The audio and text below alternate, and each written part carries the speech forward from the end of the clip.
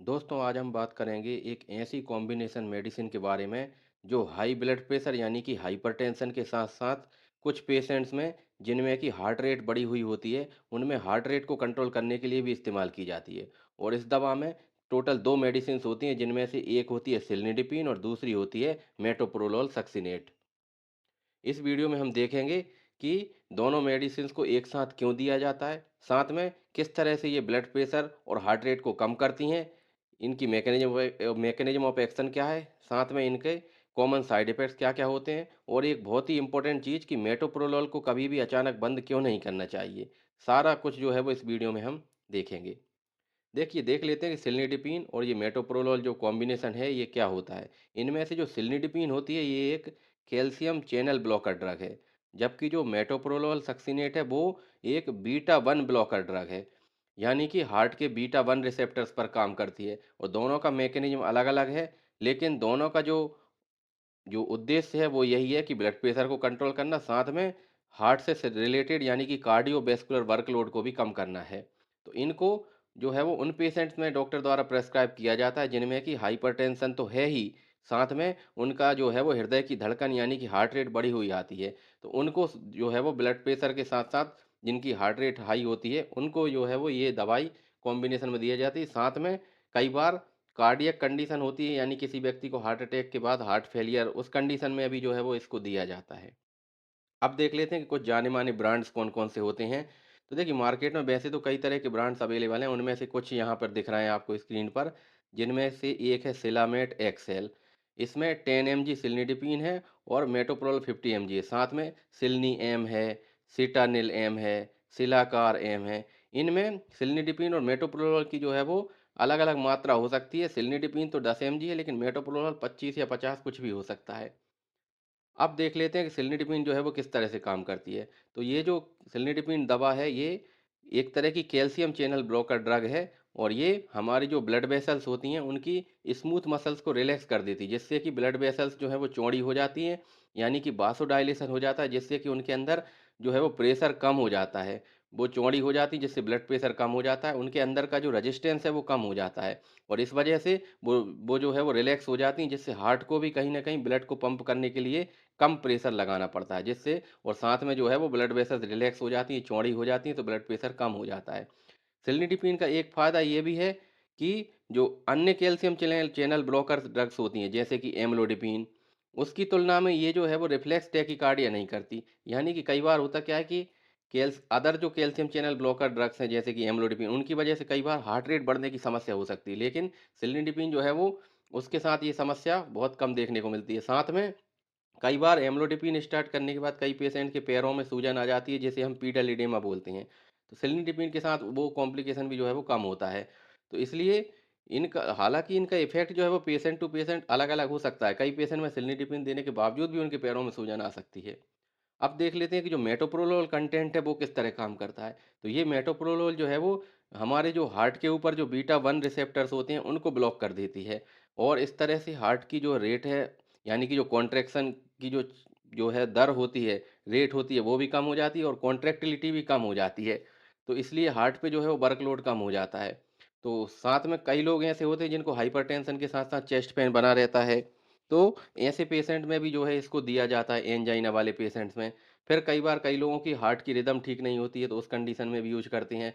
Heart failure वाले patient जिनमें कि हार्ट की पंपिंग ठीक नहीं होती है तो उनमें भी हार्ट रेट को जो है वो थोड़ा कंट्रोल में रखने के लिए, ताकि हार्ट जो है वो इफेक्टिवली ब्लड को पंप कर पाए, तब भी इसका इस्तेमाल किया जाता है। तो इसका सबसे महत्वपूर्ण जो इफेक्ट है वो है हार्ट रेट कम करना। तो इसलिए इसको लेते समय जो है ब्लड प्रेशर तो हमको देखना ही है, साथ में पल्स रेट भी जो है वो देखना है। कई बार होता क्या है कि किसी पेशेंट की ऑलरेडी पल्स रेट जो है वो कम चलती है और आपने ऐसे में अगर ये मेटोप्रोल दे दी तो उसको ब्रेडिकार्डिया हो सकता है, उसकी पल्स रेट जो है वो कम हो सकती है, उसको चक्कर आ सकते हैं। अब देख लेते हैं कि दोनों मेडिसिन को जो है वो कॉम्बिनेशन में क्यों दिया जाता है। जब दोनों जो है वो मेडिसिन बीपी को कम कर सकती हैं तो फिर कॉम्बिनेशन बनाने की ज़रूरत क्या पड़ी, अलग अलग भी दे सकते थे। और साथ में जो है कॉम्बिनेशन बनाने का फ़ायदा क्या है, देखिए दोनों की मैकेनिज्म अलग अलग है। सिल्निटिमिन जो है वो ब्लड वेसल्स को रिलैक्स करती है, उनको चौड़ा करती है, और जो मेटोप्रोलोल है वो हृदय की धड़कन यानी हार्ट रेट को कम करती है, कार्डियक वर्कलोड को कम करती है।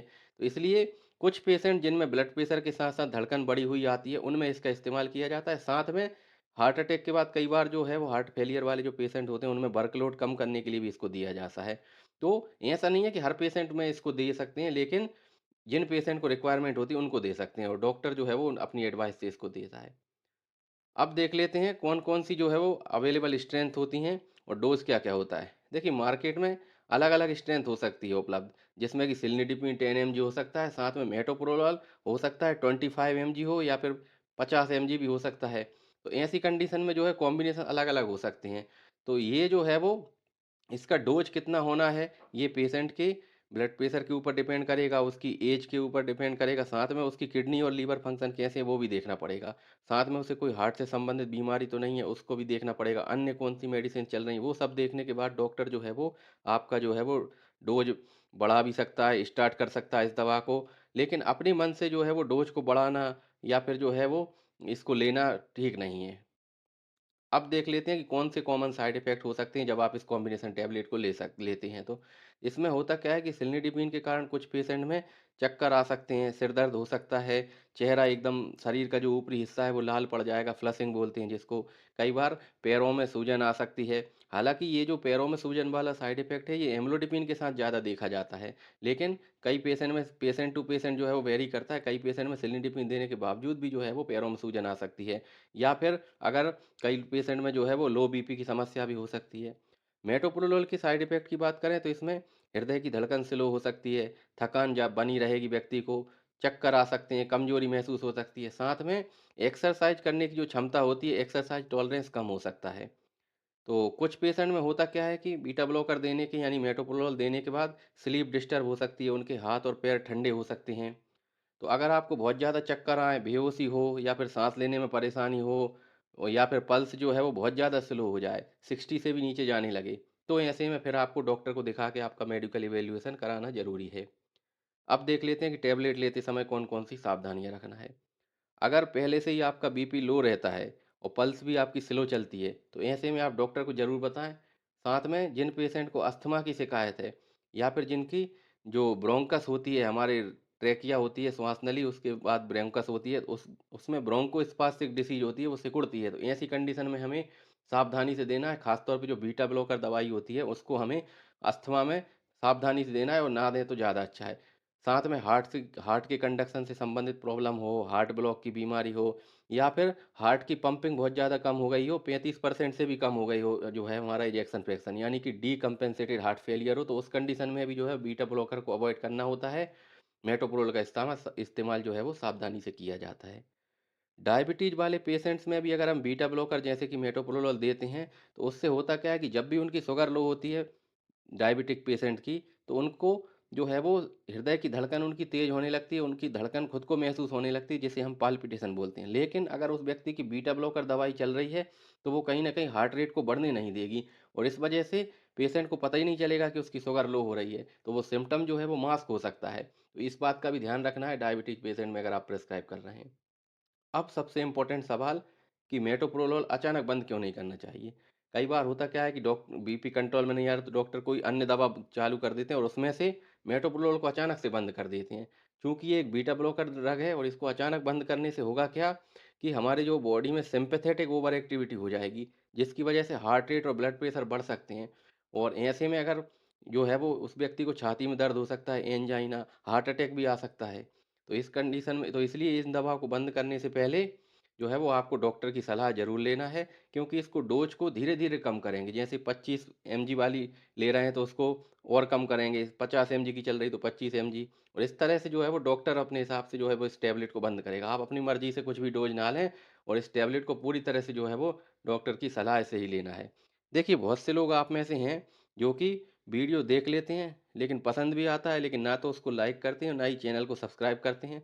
तो इस वीडियो को ज़रूर लाइक कर दें और साथ में ऐसे ही तमाम जानकारियों के लिए चैनल को सब्सक्राइब ज़रूर कर लें। Thank you so much.